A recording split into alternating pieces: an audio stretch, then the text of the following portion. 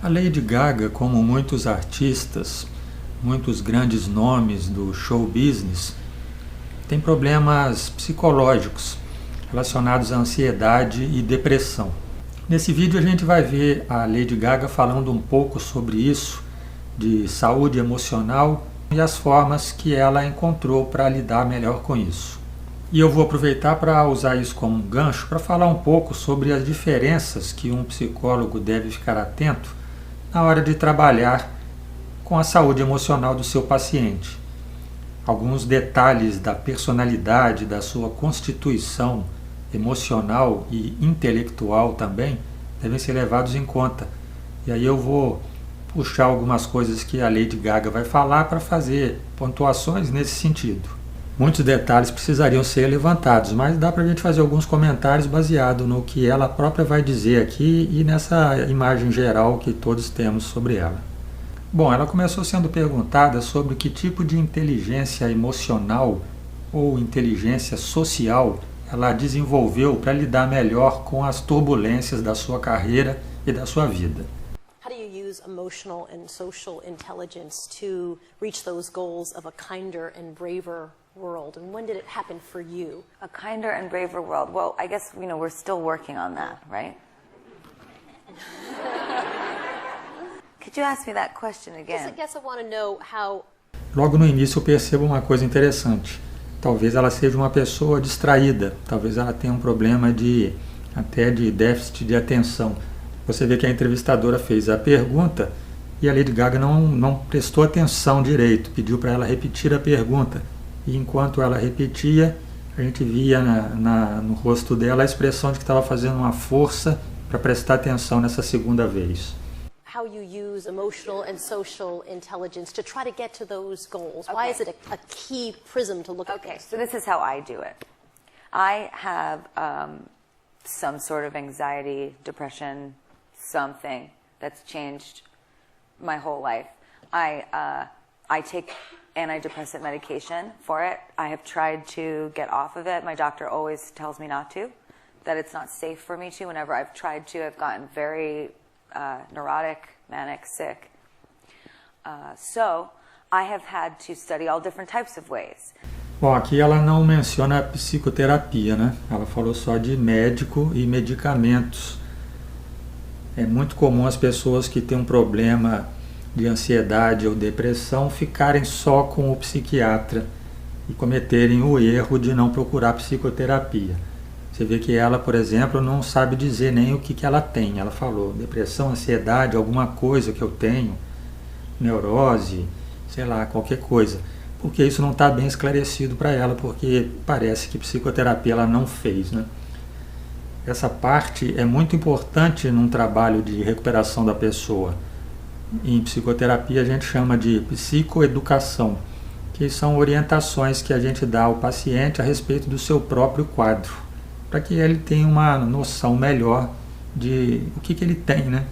Por que está sentindo dessa forma, como que pode ser conceituado ou enquadrado aquele quadro, aquele grupo de sintomas e sensações e incômodos que a pessoa tem a respeito de sua vida.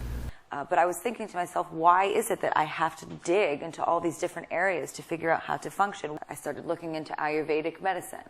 I started looking into mindfulness and meditation. I started looking into a mantra. I do acupuncture. I do cupping. I pray sometimes. I make music. I write poetry. I'm an actress now. That's helped me a lot. Bom, ela começou a fazer então o que muita gente faz, né? Parece que ela não ficou satisfeita só com a parte dos medicamentos e aí começou a procurar um tipo de desenvolvimento pessoal em várias diferentes direções. But so these are the things that I started to do, but what helped me the most is that I realized that part of my identity is saying no to things I don't want to do.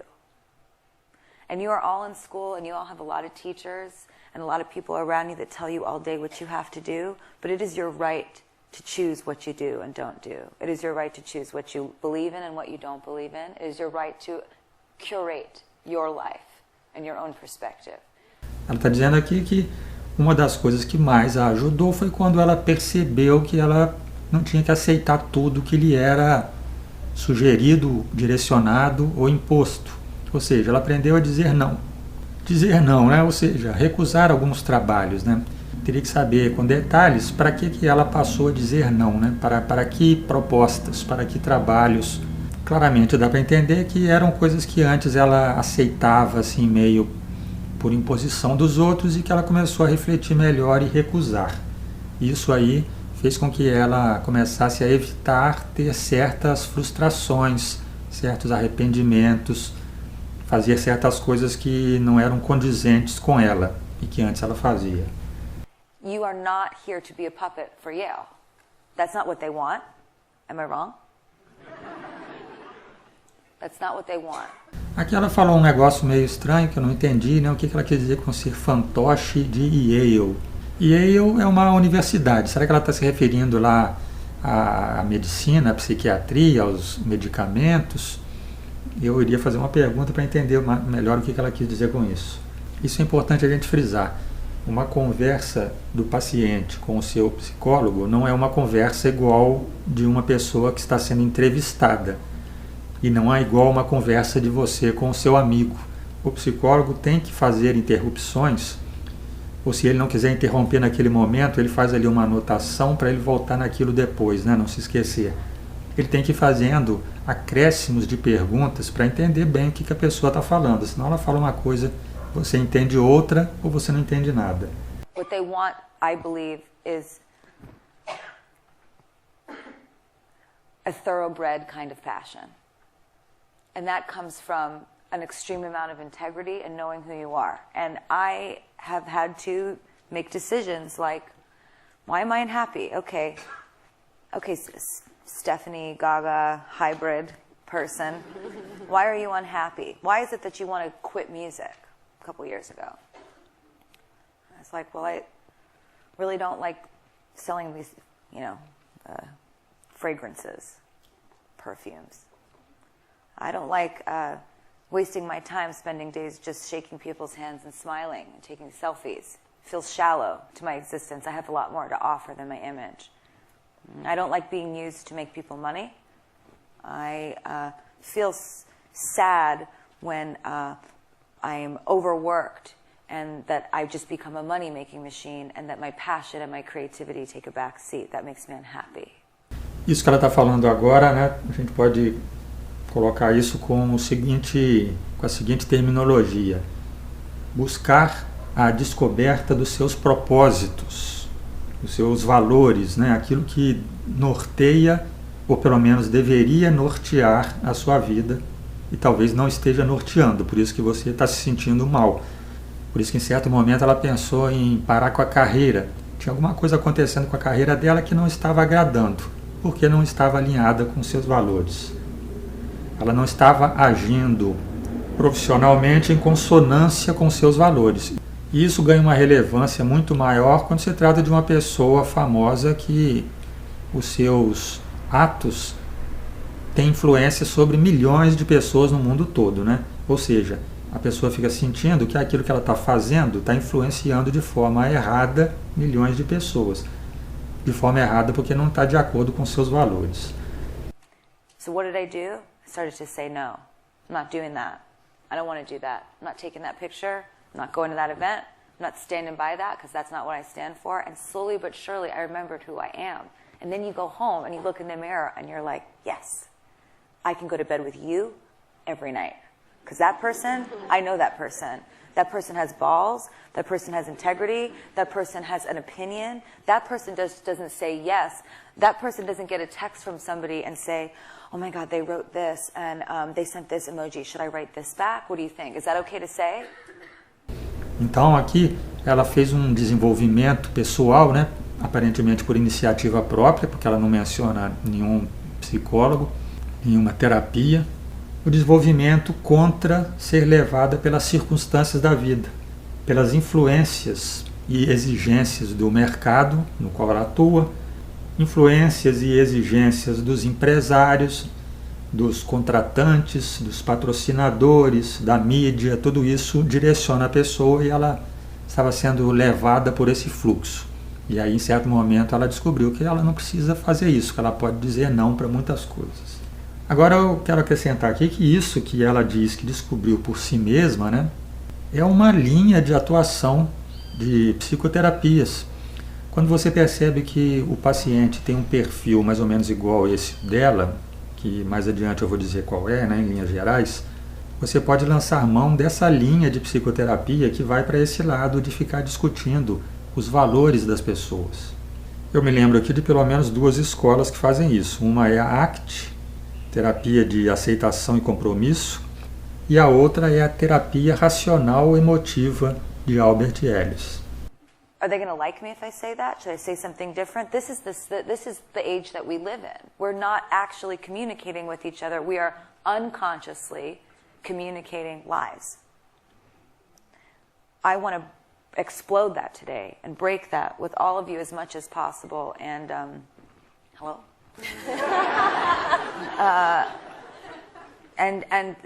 So that's what I would say. So my long answer to that question is that I check in with myself throughout the day, and I say, do I really want to do this?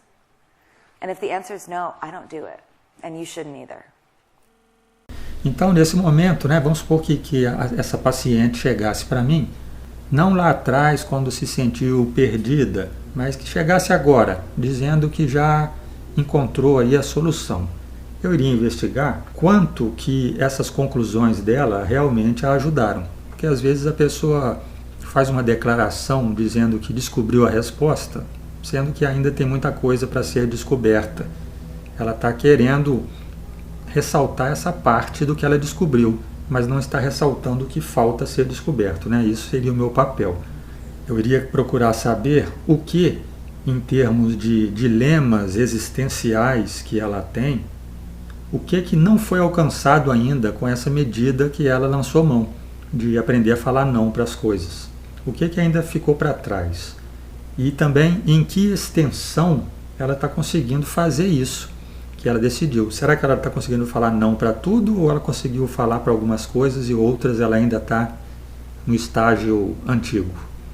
Bom, a respeito do perfil dela, né, o que eu posso falar por esses breves minutos é o seguinte: ela é uma pessoa que tem muito a falar, né? Veja como que para uma pergunta só ela falou um tempão e veio emendando coisas, né? É aquele tipo de paciente que começa a falar e, se você deixar, ela fala até a sessão inteira sozinha, o que pode ser necessário no início, mas em certo momento você tem que começar a cortar os assuntos para esclarecê-los melhor, né? Parte a parte. Ela é um tipo de paciente que eu diria assim, intelectualizada, filosófica. Ela fala de coisas, de pensamentos, de intenções, abstrações. Talvez seja um tanto verborrágica, né? Pelo que a gente viu, ela emendando umas coisas. E quando você percebe que o paciente é assim, você tem que mostrar para ele que ele está falando demais, que às vezes ele pula de um assunto para o outro. Ele tem que ter essa consciência de que tem essa personalidade. A gente sabe que ela é poética, isso não apareceu aqui nessa conversa, mas a gente sabe, né, pela profissão dela, bastante expressiva, se expressa bem, faz essas abstrações que eu já falei, e talvez ela seja desorganizada, e até isso aí linka com ela ser desatenta, que é a observação que eu fiz lá no início. Talvez ela seja também uma pessoa temperamental. Em algumas entrelinhas aqui eu tive essa impressão, mas tudo isso precisa ser confirmado ao longo das sessões, ao longo do trabalho. Características mais objetivas dela, né?